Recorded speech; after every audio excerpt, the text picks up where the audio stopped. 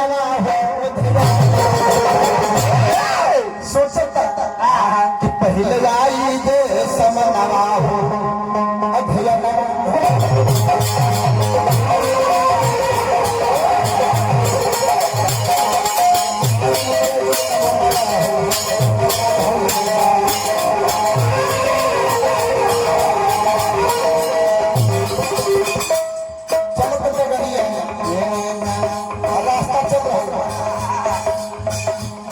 ऐसे कलाकारी होला ये बुझा गया रास्ता चल रहा होगा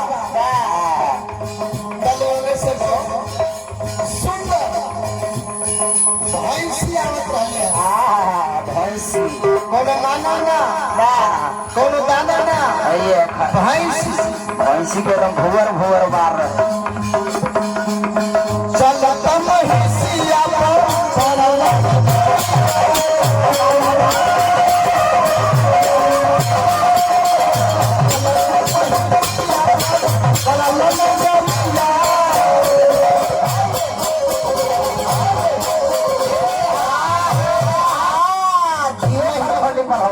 महिषी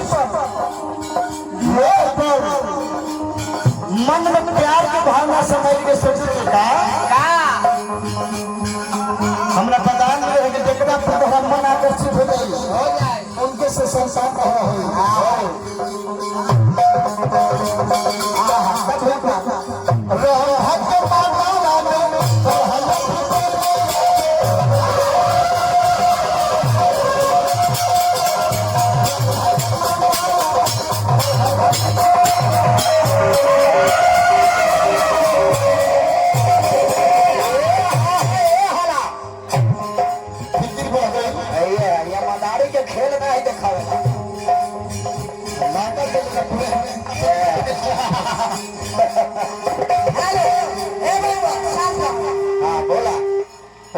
मती जी गलती कर इधर का कुंती ब्यास लोग काटा रखे मानिए जज जी जो भी पॉइंट को नोट किया जाए पॉइंट को नोट किया जाए ये ब्यास जी देवलाल जी कम सुना ब्यास नहीं है महारथ बोलने दीजिए महारथी ब्यास जी जब मगध सम्राट में मगध देश में कोई कलाकार नहीं था तो देवलाल जी थे और देवलाल जी के कहता है मरद मरद बम पे गाओ ना आप लोग ध्यान दीजिए तपेश्वर चौहान बालिया के गुड्डू साहनी गायत्री बाबा धुरान काका इस सब महारथ व्यास नहीं थे वो लोग आज मर के भी अमर है आप लोग के दिल में मर के भी अमर होता है वो लोग समाज में ऐसा मैसेज दिया करते थे जो आप लोगों को जानकारी नहीं था व्यास लोग आप लोग कहे बुलाते हैं जब हम लोग ज्ञान हम लोग के पास नहीं है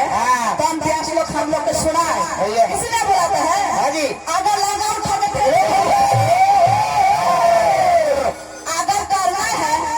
चार को बाइटिलिया के ना नशा लेते आप लोग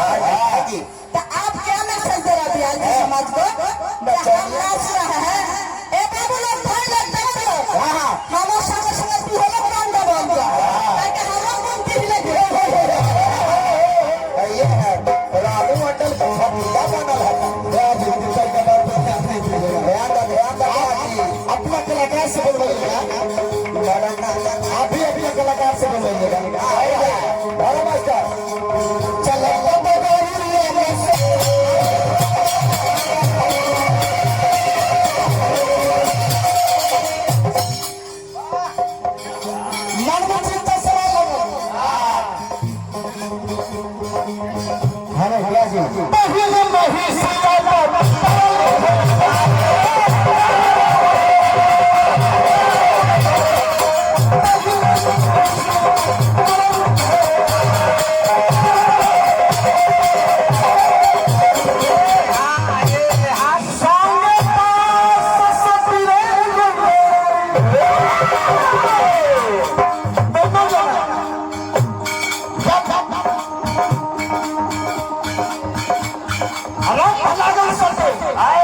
तो महिषी जब भैंस रहो धीरे धीरे सते लागल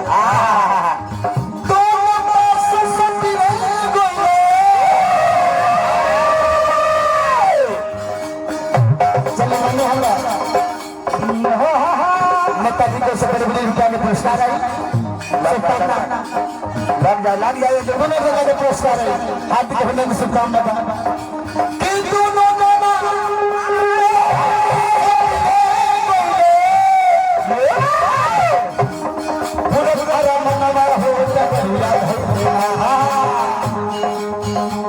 हे मनवा के सपना है